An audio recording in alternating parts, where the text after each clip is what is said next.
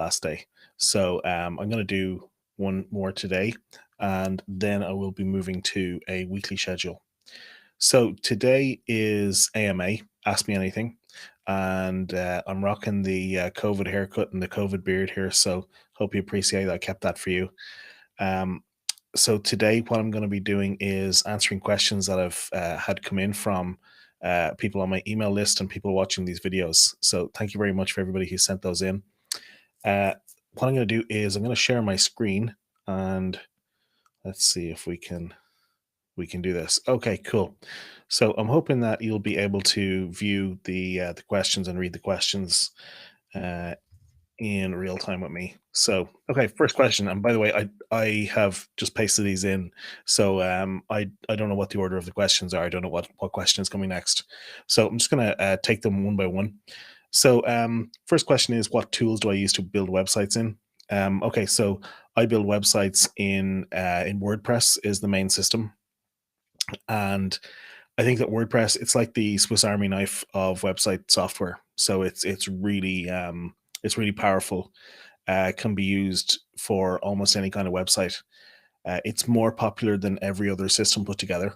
So it has this huge ecosystem of people available to work on your website. It means just a lot of plugins and things available. And it just means that the software, and it's more user friendly, and the software is out there to kind of back it up. So I highly recommend WordPress. And the specific tools that I use on top of WordPress, I use what's called a page builder, which is a tool that we use to it's a tool that we use to basically design web pages very quickly within the system. And I use a page builder called Elementor, and Elementor is very powerful. It's very quick. I might do some live website builds later in the month and just show you how quickly you can build with WordPress and Elementor. Back before, uh, kind of in the old days, I think about maybe 2010 or 2011, I actually built a website in WordPress in 37 minutes as a kind of a challenge to see how quickly you could build one. And I do have that video still somewhere on online. And that was using the kind of older technology. And I think I'll be able to do it a lot quicker than that now. So yeah, so Elementor on top of WordPress, and then in terms of the actual theme, so with Elementor, the theme that you use doesn't really matter all that much because a lot of the design is actually done within the page builder. What I would recommend is Ocean WP theme and Astra and Generate Press, and there is another one that starts with K that I can't remember the name of. But I pretty much build every website in WordPress, Elementor, and Ocean WP right now, and they can still look quite different. But because the design is not tied to the theme in the way that it used to be, so I would not recommend using design themes from ThemeForest, Envato, and places like that, which I would have done previously. Um, Still a great place to get ideas and inspiration for design, but I think that you get a better quality website build if you build it yourself in kind of more modern tools. Okay, so that is what tools I use to build websites. So let me just move on to the next. So what tools do I use on a daily basis? Okay, well, first is I've been streaming with a tool called Restream.io. That's what I'm using for streaming right here. And I'm probably going to move to using OBS, which is Open Broadcast Studio, a bit later. But for now, Restream is very good. Just makes things very simple and easy. Whereas something like OBS is kind of a bit more powerful and takes a bit more setup. In terms of tools that I use daily, I mean, you can see like I use spreadsheets all the time for organizing, sorting information. I very rarely use spreadsheets for actual numbers and accounts and things, but I use them all the time for things like what I'm doing here on screen, for text display and for organizing things. So the other thing that I use is I use a text editor, and I don't really want to bring it up because it's got a whole bunch of stuff open right now. It's called Notepad++, and that text editor the great thing about it is you can open and close it and everything's automatically saved. It just has a kind of an instant save of everything. And I've got about 80 or 90 files open in that right now. And you can do a find across all open files. Yeah, so I use that a lot. And so if I'm having a conversation with somebody on Zoom or something, and I want to take some notes, I just open a new empty text edit window in Notepad, and I'll just start typing in there. Knowing that it will be saved even if my computer crashes or whatever. So yeah, that's really, really important. The other thing is if you take text from an email, say, or from a Word document and you paste it into a website, quite often the text can get corrupted. So what I will normally do is paste it from email or Word or wherever into Notepad, which changes it into plain text, and then copy it again and copy it back out into the website. So I kind of use it as a staging area for that kind of stuff as well. So that's something that I just use a lot. Yeah, so text manipulation and editing is kind of something that I need to do a lot of. Other tools I use daily. My accounting system and invoicing system is called Free Agent. It's based in the UK, and it used to hook up to my bank account, which is very handy because it would automatically pull in transactions, and you could kind of assign your bookkeeping and take care of a lot of bookkeeping automatically. It's the bank feeds are a bit they're a bit inconsistent at the moment, so that is making life a bit more difficult. I think it's because there's been a lot of changes in European banking regulations, and it depends on your bank having online feeds available. So that's something else that I would use. Free Agent, really easy to send invoices, and that's actually hooks up to Stripe, which is a payment processor that I would use regularly as well. And then obviously WordPress, which is the website system, and I use ConvertKit, which is the email marketing tool that I use for email lists. So those are the tools I use on a daily basis. I don't think there's anything else. I use Slack for communications, and I use an image editor called Paint.net. And Paint.net is really handy for basic image editing. It's not as powerful as Photoshop or something like that, but for some basic stuff, yeah, it's quite good. I use Camtasia Studio for screen recording and for like editing, basic video editing as well. I use I use Zoom for video calls. I use Loom, which is a screen recorder as well, where you can record yourself doing like doing something on screen, and you're also picture in picture in the corner. So you can send a really quick email to somebody asking them about something. So yeah, those are the tools that I use on a regular basis. So let's see what's next. So what has a live streaming experiment taught me? Good question. Okay. Um, well, it's taught me that creating content daily rather than weekly or monthly certainly helps you to create a lot of content very quickly. If you go to marketingforconsultants.com/live, you'll see, and this is like the 20th video. And so that's allowed me to create a lot of content very, very quickly.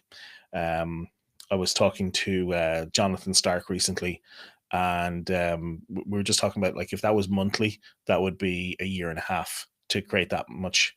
So, so yeah, definitely the daily creation of content, I think, is important. I am going to go to weekly for live streaming, but I'm definitely going to stick with daily content creation. So it's also taught me stuff about how my internet connection sucks sometimes, how some software interacts and doesn't work so well, little bits and pieces like that. You know, things you just learn um, from doing something on a regular basis. You kind of learn and get better at it.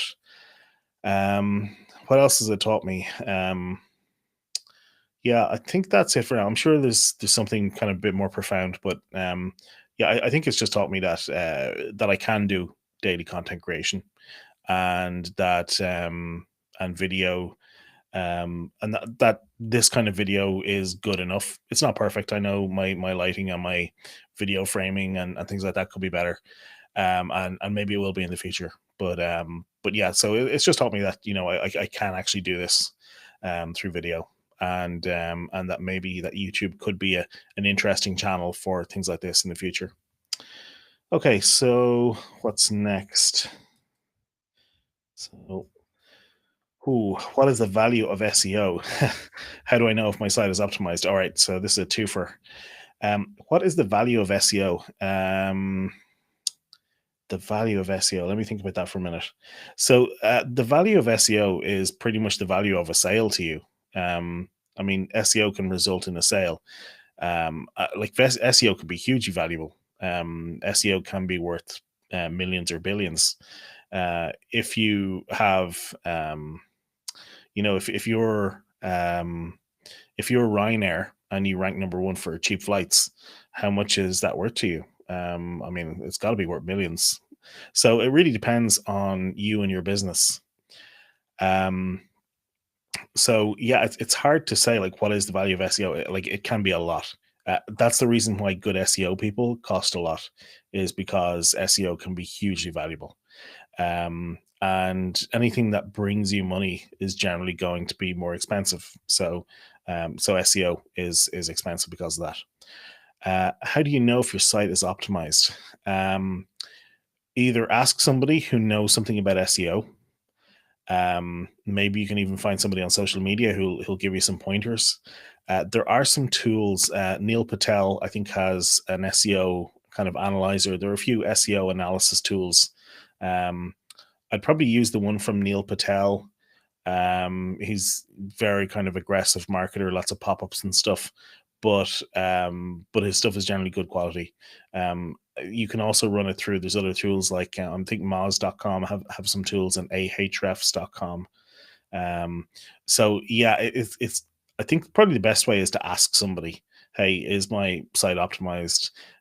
Your web designer would know. If your web designer doesn't have an SEO background, they won't be able to tell you if they did it or not, but then it probably isn't optimized. But if they are, they'll have given you some level of optimization when they built it. So the other thing about optimized is so like we call it search engine optimization, which means a certain level of analysis and technical stuff on your website. But in reality, what Google are looking for when they decide whether to rank you first or not, what they're looking for is they want you to answer the search query. So whatever query somebody put into Google, they want the top results there to address that query and answer it, and to satisfy the person who did the search. That's the most important thing, because that keeps people coming back to Google. So that's how they make their money, is because then they get to show ads, and they only get to do that if people keep using Google over and over again. So their motivation is to always deliver what they think is the best result. And so you go down the rabbit hole of figuring out, okay, what is the best result? What would be the best result for somebody doing this search? And you get into talking about, okay, what's the search intent? So what was somebody intending when they did this search? And so, for example, I used to live in County Mayo, and I live in County Sligo now. But in County Mayo, if you did a search for Mayo Clinic, you were probably looking for a local health clinic of some kind. Whereas if somebody in the USA does a search for Mayo Clinic, they're probably not looking for a clinic in County Mayo in Ireland. They're probably looking for the world famous Mayo Clinic.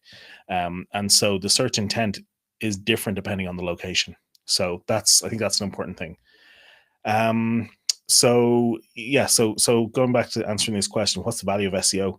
Well, the value of SEO is potentially tens of thousands, hundreds of thousands, millions, depending on if you can get your offer in front of people who want to buy your products and services. So yeah, it can be massive, which means that it means that your competitors are also probably spending a lot of money on SEO, and it means that good SEO people are expensive to hire, because there's a lot of value in it. And On the other side, cheap SEO people are very dangerous, and could damage your site and your rankings. So you got to be careful. So yeah, I hope I answered that sufficiently for you. So what's next? Can you tell us about your research project? Okay, so I did a research project which was um, I surveyed about 1,050, I think. So 1050 consultants through LinkedIn. And I did that by sending out automated LinkedIn requests, asking people to connect with me. So in the connection request, I would say, hi, first name, whatever the first name is. I'm doing some research to learn a bit more about the management consulting industry. Do you have 60 seconds to spare for a quick survey? Here's the link. No sales pitch to follow, something like that. Thanks for your time, Alistair. And that would be this connection request that was sent out. And so I sent out a lot of those using an automated tool. And I think I sent out probably about 10,000 over time. So over the course of 4 or 5 months. And that was probably too many because eventually LinkedIn slapped me and they gave me a kind of a penalty on my account. Um, but in that time, I grew my network from 1,000 connections to 4,500. So I had 3,500 people connected with me. As well as that, just over 1,000 people actually took the survey. Now, it wasn't one single survey, it was multiple surveys. It was, I think in the end, I had 12, 13, 14 surveys, something like that. And how it started out, I started out with, and so each survey was made up of um, two multi-choice questions at the start normally, and then a third question which was some sort of qualitative question, basically looking for a text answer, and then maybe a second one of those, and then the final thing would be asking people if they want to get to stay in touch with via email for the results of the survey. It's basically kind of an email opt-in thing. And so yeah, so the way that I did it was the first survey. I got some results based on that, and I realized, oh, I should have asked this question a different way, and I should have checked for this. And so I did a second survey after I got about 80 or 90 responses. I did a second survey um, with better questions and different questions to try and fill in the gaps. Based on what I learned from that, I did a third survey. The third survey got some really interesting results, which made me want to check. So I actually did the same survey, the third one. I did the same survey to management consulting firms with one employee, with 2 to 10 employees, 11 to 50 employees, and 51 to 200. And what was really fascinating was that I got the same results back from that survey for each of those different business sizes, and that was really fascinating. It gave me a lot of insight into into the market. So, and then ultimately, after all the surveys, or well, I mean, the links are still out there, and people are still responding to them every so often. So the numbers still continue to tick up as people maybe discover them in their LinkedIn profile, or just come across them. So the other thing I did was I emailed my list and said, is anybody willing to get on a phone call with me for 15, 20 minutes and answer some questions about this industry and about how you do lead generation and marketing. And basically, I wanted to validate and just kind of get some feedback on what my thinking was on this. And so quite a few of them were willing to do that. And so I have this kind of uh, I have this kind of survey data of the survey results, plus I have phone interviews, and then the other thing is a friend of mine, Tom Miller, also did a very similar survey to the same industry, but he did it in a totally different way. He surveyed, I think it was about 40 to 45 people, and he just did a really in depth telephone interview. and he published the results of his survey, and I was fascinated. I got on a call and we discussed it. We came to the same conclusions based on these the same industry, but from totally different data sets and totally different methodology. So we kind of independently cross validated each other's findings, which is really interesting. So yeah, so that's the project. It taught me a lot about the industry, and it taught me I learned a lot about kind of different language that people use, like what podcasts they listen to, what blog posts they listen to. So I learned a lot about my target market.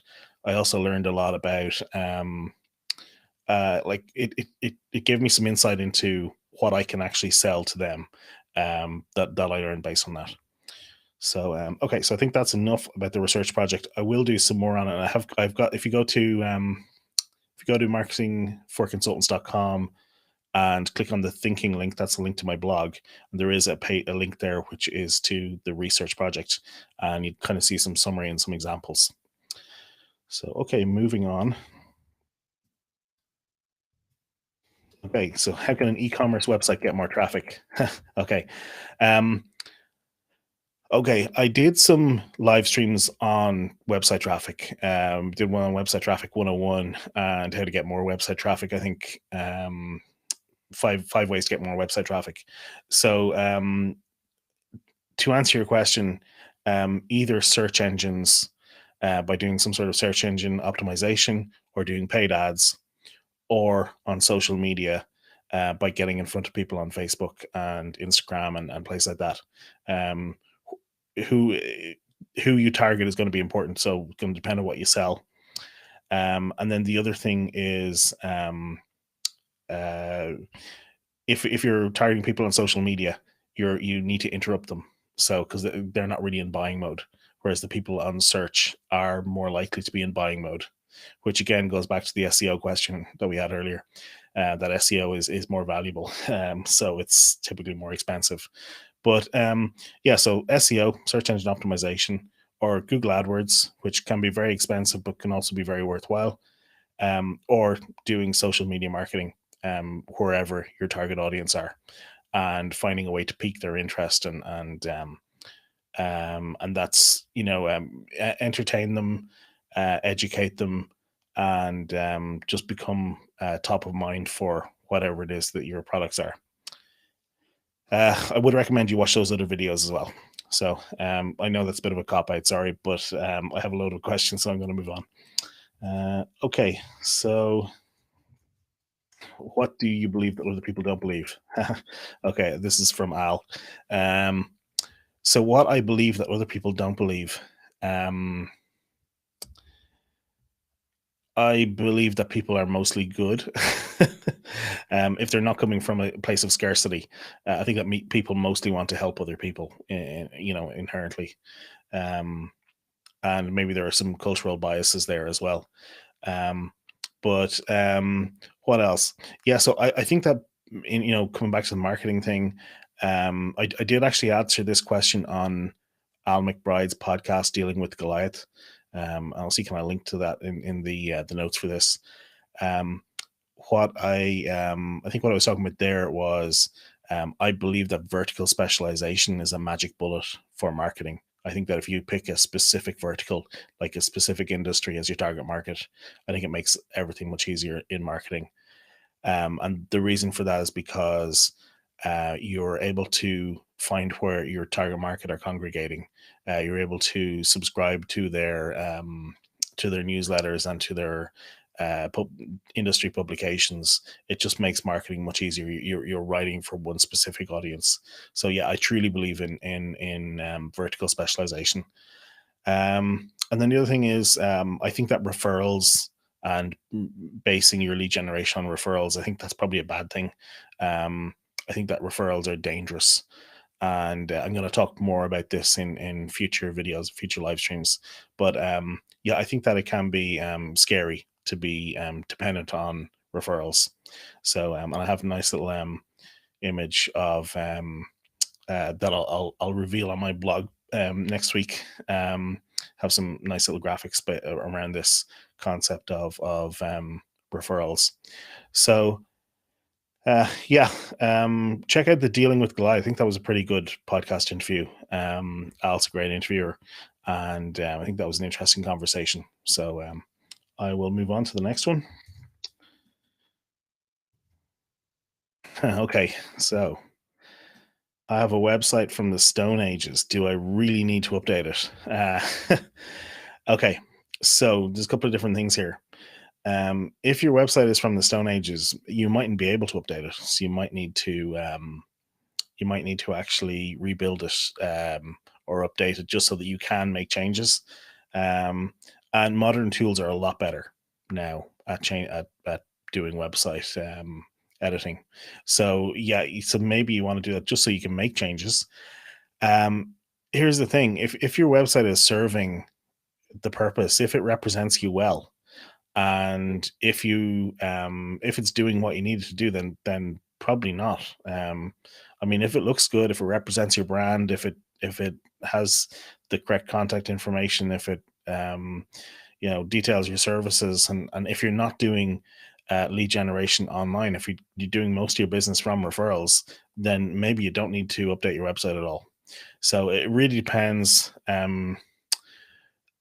If you're in a situation where you want to do more inbound lead generation, you want to write blog posts, and you want to have an email list connected up to your website, then yeah, maybe you do need to update it. So I think you probably know. If you ask this question, I think you probably know already, and I'd say the answer is probably yes. You do need to update it. But if it's serving your needs already, then maybe you don't. Okay, so let's see. Do I have more? I don't actually know how many more of these I have. Um, what's the best domain extension for my market? What's the best TLD? TLD is top level domain, which basically that's like .com, .net, .ie. So which is the best domain extension for my market? Okay, so I think this kind of splits into two things. The first is if you are selling to a geographic area. So, for example, if you're in Ireland and you're selling to Irish people, then a .ie is just fine. In fact, it's probably the best option. And likewise, if you're selling to Canada.ca, if you're selling to Australia.com.au, to Germany.de, to France.fr. If you're selling globally, then I think that you need a global domain, like .com, and ideally .com. I personally, I'm big into the .com domain. I think that it's just so recognizable. It's still like having real estate on the main street in town. And I think if your service or your product is kind of more techy, like I'm broadcasting this on a service called Restream.io, and so .io is a kind of a techie. I think it stands for Indian Ocean, like it's an island in the Indian Ocean. But what people actually use it for is techie stuff, because IO stands for input output, which is used a lot in programming and so I think it will depend on exactly what you're selling. But if you're selling, for the most part, I would say if you're selling to a specific country, then use the domain for the country you're selling to. And if you're selling globally, then try and have a global TLD, ideally .com. But if you just can't get .com, then consider others as well. Okay. So we must be nearly at the end. Okay. So once my website launches, how do customers find it? Well, I'll refer you back to the answers for the website traffic question. But basically, once your website launches, nobody will find it unless you take ownership of that. It's up to you to tell people about it. To tell people, tell your email list if you have an email list, to put it out in social media, and to work on things like search engine optimization. It's really important as well, by the way, if you are a local business of some kind, it's really important to also be on Google My Business. So if you go to google.com/business, you'll see that. And that's the one that gets you, when you sign up there, that's what gets you on the Google map. with your business, where you can add your phone number and opening hours and all that kind of stuff. So it's really important to do that as well. And if you go to training.websitedoctor.com, you will find on the content marketing and SEO page, you will find a link to Google My Business. Or if you just search for Google My Business local search guide, you should find some good pointers on setting that up. There are some tips and recommendations for setting that up properly. Okay. So let's see. Are we done? Okay, no, we're not done yet. Okay, so does my consulting business really need a website? Um, Personally, yeah, I think so. Um, does it really need a website? Okay, no, the true answer is no, you don't have to have a website. You don't have to have a business card, um, but I recommend that you do. Um, so for me, like the website is kind of like it's the nerve center of your marketing. It's the kind of the central hub. It's like the crown jewels of your marketing, and so yeah, I think that.